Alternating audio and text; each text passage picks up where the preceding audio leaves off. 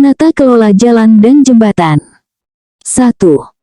Seorang penata kelola jalan dan jembatan sedang melakukan analisis kebutuhan pemeliharaan jembatan. Metode apa yang paling efektif untuk mengevaluasi kondisi struktural jembatan secara non-destruktif? A. Uji beban statis. B. Pemindaian ultrasonik. C. Analisis getaran. D. Termografi inframerah. E. Pengujian Hammer. Jawaban yang tepat dari soal di atas adalah C.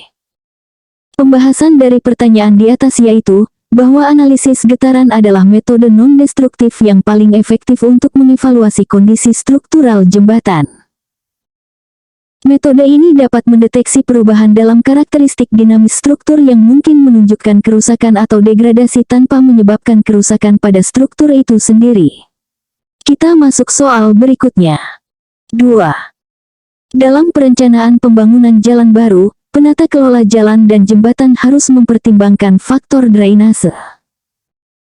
Berapakah kemiringan melintang minimum yang direkomendasikan untuk jalan beraspal di daerah datar untuk memastikan drainase yang efektif? A. 1%. B. 2%. C. 3%. D. 4%. E.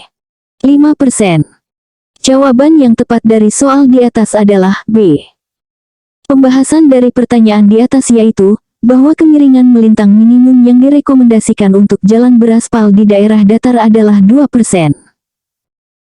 Hal ini memastikan drainase yang efektif untuk mencegah genangan air di permukaan jalan, yang dapat merusak struktur jalan dan membahayakan keselamatan pengguna jalan. Kita masuk soal berikutnya. 3.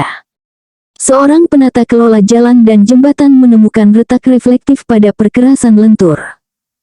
Apa penyebab paling mungkin dari masalah ini? A. Beban lalu lintas berlebih. B. Perubahan suhu ekstrim. C. Drainase yang buruk. D. Pergerakan pada lapisan di bawahnya. E.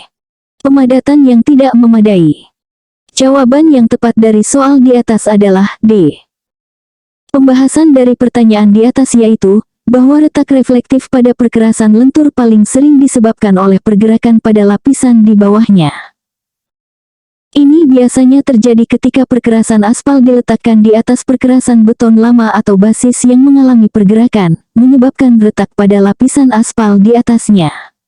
Kita masuk soal berikutnya. 4. Dalam proyek pelebaran jembatan, penata kelola jalan dan jembatan harus memilih metode sambungan ekspansi. Jika jembatan memiliki panjang 100 meter dan dibangun di daerah dengan variasi suhu tahunan 50 derajat Celcius, berapakah perkiraan pergerakan termal total yang harus diakomodasi? A. 30 mm. B. 45 mm. C. 60 mm. D. 75 mm. E. 90 mm. Jawaban yang tepat dari soal di atas adalah C. Pembahasan dari pertanyaan di atas yaitu, bahwa pergerakan termal dapat diperkirakan menggunakan rumus, delta L sama dengan alfa tanda kali L tanda kali delta T, di mana alfa adalah koefisien ekspansi termal atau sekitar 12 tanda kali 10 EXPONENT-6 derajat Celcius untuk beton, L adalah panjang jembatan, dan delta T adalah variasi suhu. Jadi, 12 tanda kali 10 EXPONENT-6 tanda kali 100 tanda kali 50 sama dengan 0,06 meter atau 60 mm. Kita masuk soal berikutnya. 5. Penata kelola jalan dan jembatan sedang mengevaluasi kinerja perkerasan jalan. Apakah indikator yang paling tepat untuk mengukur kekasaran permukaan jalan? A. Nilai CBR atau California Bearing Ratio. B. Indeks kondisi perkerasan atau PCI. C. International Roughness Index atau IRI. D. Nilai stabilitas Marshall. E. Koefisien gesekan. Jawaban yang tepat dari soal di atas adalah C.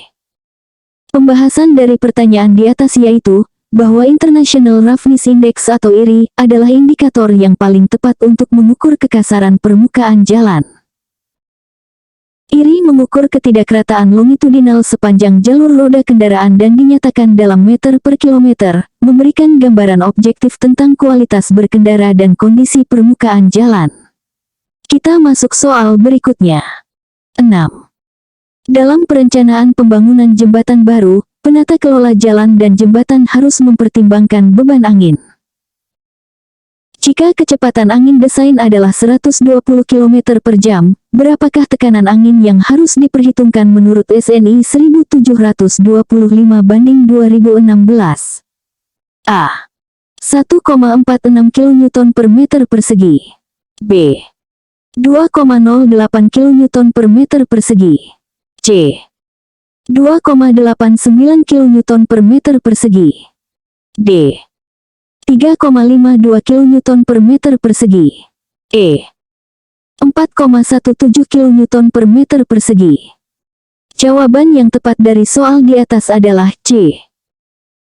Pembahasan dari pertanyaan di atas yaitu, bahwa menurut SNI 1725 banding 2016, tekanan angin dasar atau PB dihitung dengan rumus PB sama dengan 0,0006 WW, di mana VW adalah kecepatan angin dalam kilometer per jam.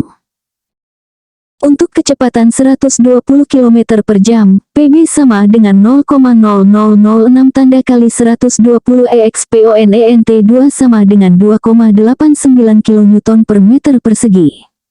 Kita masuk soal berikutnya. 7. Seorang penata kelola jalan dan jembatan menemukan kerusakan berupa alur atau routing pada perkerasan jalan. Apa penyebab paling mungkin dari masalah ini? A. Aspal dengan viskositas terlalu rendah. B. Agregat dengan gradasi yang buruk. C. Pemadatan yang tidak memadai. D. Drainase yang buruk. E.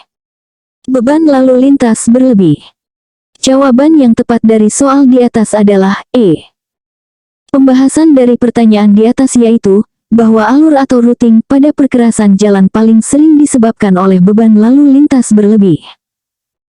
Ketika beban kendaraan melebihi kapasitas desain perkerasan, terjadi deformasi permanen pada lapisan aspal, terutama pada jalur roda, yang mengakibatkan terbentuknya alur. Kita masuk soal berikutnya. 8. Dalam proyek rehabilitasi jembatan, penata kelola jalan dan jembatan menemukan korosi pada tulangan beton. Metode perbaikan apa yang paling efektif untuk mengatasi masalah ini? A. Grouting. B. Patching. C. Realkalisasi. D. Cathodic protection. E. Overlay. Jawaban yang tepat dari soal di atas adalah D. Pembahasan dari pertanyaan di atas yaitu, bahwa cathodic protection atau perlindungan katodik adalah metode paling efektif untuk mengatasi korosi pada tulangan beton. Metode ini menggunakan prinsip elektrokimia untuk menghentikan proses korosi dengan mengubah potensial listrik tulangan, sehingga mencegah reaksi anodik yang menyebabkan korosi. Kita masuk soal berikutnya. 9. Penata kelola jalan dan jembatan sedang mengevaluasi stabilitas lereng di sekitar jalan. Jika faktor keamanan atau FK lereng adalah 1,2, bagaimana kondisi stabilitas lereng tersebut? A. Sangat stabil. B. Stabil. C. Kritis. D. Tidak stabil. E. Sangat tidak stabil. Jawaban yang tepat dari soal di atas adalah C. Pembahasan dari pertanyaan di atas yaitu, bahwa faktor keamanan atau FK 1,2 menunjukkan kondisi lereng yang kritis. Umumnya, FK lebih besar dari 1,5 dianggap stabil, 1,25 kurang dari FK kurang dari 1,5 dianggap cukup stabil, dan FK kurang dari 1,25 dianggap kritis atau tidak stabil. FK sama dengan 1,2 berada dalam rentang kritis dan memerlukan perhatian khusus serta tindakan pencegahan. Kita masuk soal berikutnya. 10. Seorang penata kelola jalan dan jembatan harus menentukan tebal lapis tambah atau overlay pada jalan existing. Jika modulus resilient lapisan aspal existing adalah 3000 MPa dan nilai iri jalan saat ini 4 meter per kilometer, berapa tebal overlay yang direkomendasikan? A. 4 cm. B. 6 cm. C. 8 cm. D. 10 cm. E. 12 cm. Jawaban yang tepat dari soal di atas adalah C. Pembahasan dari pertanyaan di atas yaitu, bahwa penentuan tebal overlay mempertimbangkan berbagai faktor termasuk kondisi perkerasan existing atau iri, modulus resilient, dan beban lalu lintas. Dengan nilai iri 4 meter per kilometer yang menunjukkan kondisi sedang dan modulus resilient 3000 MPa yang relatif baik, tebal overlay yang direkomendasikan adalah sekitar 8 cm untuk memberikan perbaikan struktural dan fungsional yang memadai. Kita masuk soal berikutnya.